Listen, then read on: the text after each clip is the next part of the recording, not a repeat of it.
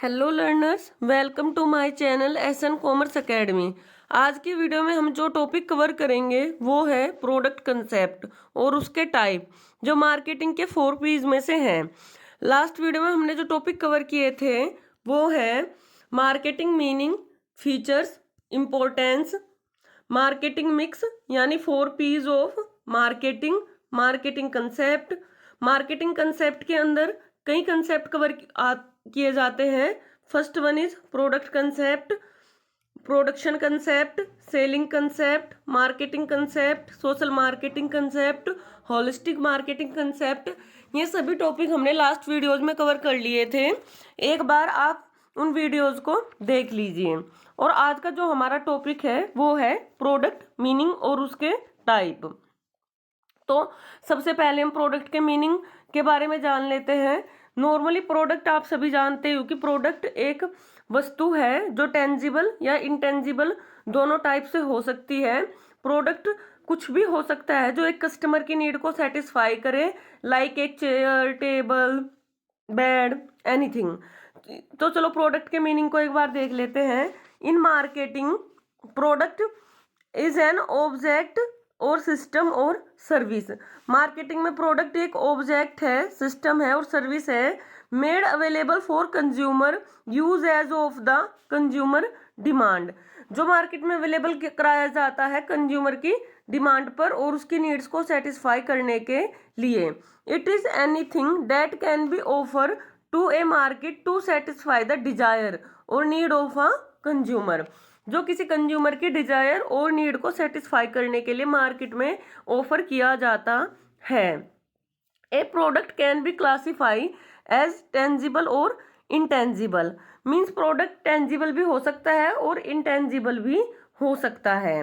Tangible मतलब जो हम देख सकते हैं, छू सकते हैं। इंटेंजिबल मीन्स जो हमें दिखाई नहीं देता पर हमारी नीड्स को सेटिस्फाई करता है। A tangible product is an actual physical object. Tangible product क्या है? एक फिजिकल ऑब्जेक्ट है। Can be perceive by touch such as building. Tangible product के कुछ एग्जांपल लिखे हुए हैं, बिल्डिंग, व्हीकल, गैजेट, क्लोथिंग। ये सब किसके अंदर आते हैं? टेंजिबल प्रोडक्ट के। An intangible product is a product that can only own be perceive indirectly such as insurance policy. Intangible product का एक एग्जांपल लिखा हुआ है, इंश्योरेंस पॉलिसी। इंटेंजिबल प्रोडक्ट में और भी कई एग्जांपल है, जैसे गुडविल, पेटेंट, ट्रेडमार्क, एजुकेशन, जो दिखाई तो नहीं देते बट एक कंपनी के लिए जरूरी है। This service can be broadly classified under tangible, intangible product which can be durable और नॉन ड्यूरेबल। ड्यूरेबल का मतलब जिसको हम स्टोर करके रख सकते हैं, नॉन ड्यूरेबल मतलब जिसको स्टोर नहीं किया जा सकता। नेक्स्ट स्लाइड पे प्रोडक्ट के टाइप्स को बताया गया है। मेनली प्रोडक्ट दो टाइप के होते हैं, कंज्यूमर प्रोडक्ट और इंडस्ट्रियल प्रोडक्ट। कंज्यूमर प्रोडक्ट वो प्रोडक्ट होते हैं जो एंड कंज्यूमर द्वारा कंज्यूम किए जाते हैं। कंज्यूमर इन्हें अपनी नीड्स को सेटिस्फाई करने के लिए, अपनी नीड्स को पूरा करने के लिए यूज करते हैं, जैसे टूथपेस्ट, सोप, फर्नीचर, जो हम अपने घरों में देखते ही हैं, जो आए दिन हमारी कई जरूरतों को पूरा करते हैं। उन प्रोडक्ट्स को हम कंज्यूमर प्रोडक्ट्स की कैटेगरी में रखते हैं। कंज्यूमर प्रोडक्ट के भी आगे कई टाइप होते हैं, जैसे convenience product, shopping goods, speciality goods, unsought goods. इन सभी टाइप्स को हम आगे की स्लाइड में कवर करेंगे। नेक्स्ट जो आपकी ब्रॉड कैटेगरी है टाइप ऑफ प्रोडक्ट में, वो है इंडस्ट्रियल गुड्स और प्रोडक्ट। इंडस्ट्रियल गुड्स के नाम से ही पता चल रहा है जो मैन्युफैक्चरिंग में यूज होते हैं, मीन्स जो किसी दूसरी कंपनी द्वारा यूज किए जाते हैं फर्दर आगे कोई सामान बनाने के लिए या किसी प्रोडक्ट को बनाने के लिए और आगे उसको सेल करने के लिए। इनको एंड कंज्यूमर द्वारा कंज्यूम नहीं किया जाता। इसके अंदर जो हमारे मेन कैटेगरी है इंडस्ट्रियल गुड्स के अंदर, raw material, fabricating parts, installation, machines वगैरह का इंस्टॉलेशन, एक्सेसरी इक्विपमेंट और ऑपरेटिंग सप्लाईज, जो आए दिन कई बिजनेस, कई फैक्ट्री में नीड रहती है, उनको हम इंडस्ट्रियल प्रोडक्ट के कैटेगरी में रखते हैं। नेक्स्ट स्लाइड पर प्रोडक्ट के बारे में ही बताया गया है। Product are broadly classified into 2 category, वो हम डिस्कस कर ही चुके हैं, consumer product and industrial product. Consumer product are product that the ultimate consumer purchase himself for direct use. Consumer product वो प्रोडक्ट है जो एंड कंज्यूमर अपने डायरेक्ट यूज के लिए खरीदता है। मान लो आप मार्केट गए, एक टूथपेस्ट खरीद के ले आए, तो आप उसे दोबारा सेल नहीं करेंगे, सेल करने के बजाय आप उसे कंज्यूम करेंगे या आपकी फैमिली मेंबर उसको कंज्यूम करेंगे, तो उसे हम कंज्यूमर प्रोडक्ट की कैटेगरी में रखेंगे।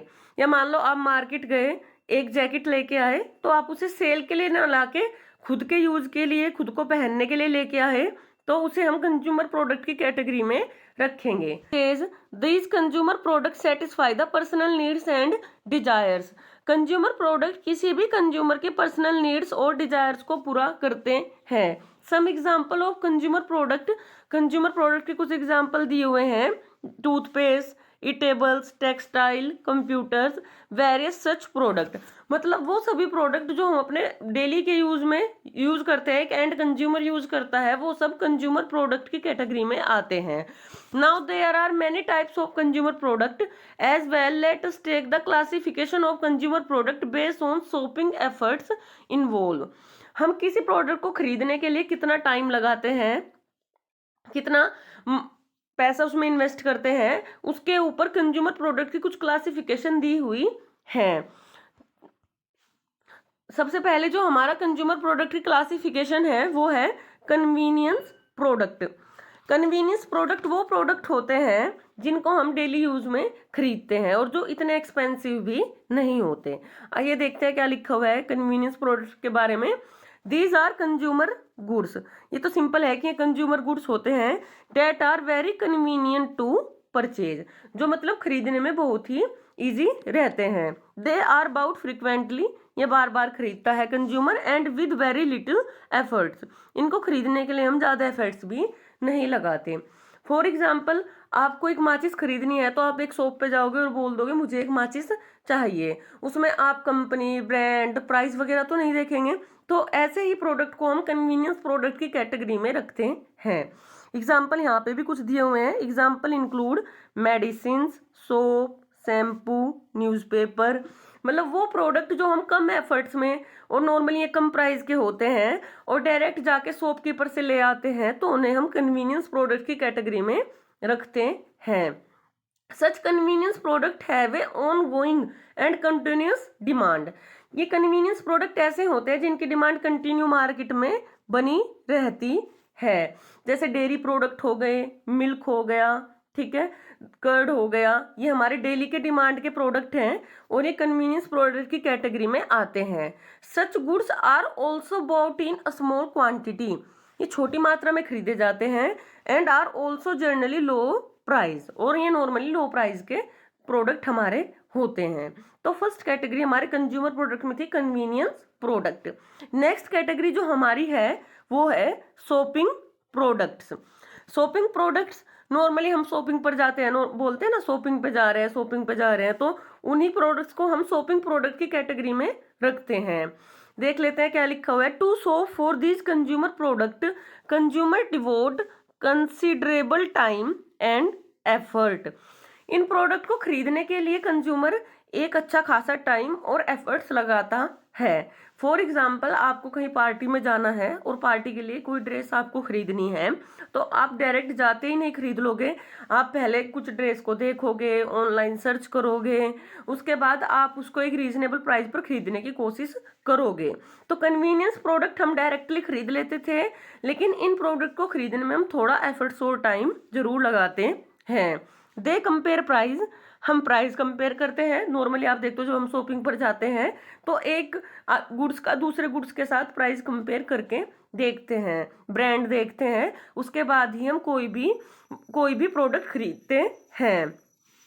दे compare price features, a lot of thought is involve before making decision to buy. वही लिखा हुआ कि खरीदने से पहले हम उसके प्राइस, फीचर्स, अनेक चीज़ों को कंपेयर करते हैं। यहाँ पर कुछ शॉपिंग प्रोडक्ट्स के एग्जाम्पल दिए हुए हैं। Some example are electronics, furnitures, jewellery, etc। Means हम ज्वेलरी वगैरह खरीदने से पहले, फर्नीचर खरीदने से पहले, या कोई इलेक्ट्रॉनिक्स खरीदने से पहले, या क्लोथ्स खरीदने से पहले हम अच्छा खासा कंपेयर और ब्रांड वगैरह चेक करते हैं, और उन्हीं प्रोडक्ट्स को हम शॉपिंग प्रोडक्ट की कैटेगरी में रखते हैं। These product generally fall in higher price range. ये प्रोडक्ट थोड़ा कन्वीनियंस प्रोडक्ट से महंगे होते हैं।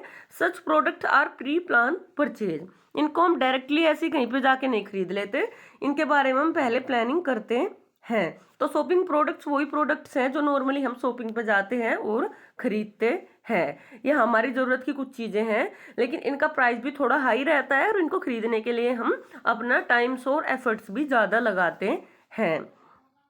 नेक्स्ट जो प्रोडक्ट है वो है स्पेशलिटी प्रोडक्ट्स। इसके नाम से ही पता लग रहा है कि स्पेशल प्रोडक्ट्स है, तो इसमें मतलब टाइम भी ज़्यादा लगेगा और प्राइस भी हाई रहेगा, और शॉपिंग प्रोडक्ट्स से ज़्यादा हाई रहेगा। For speciality products consumer make special effort to buy them.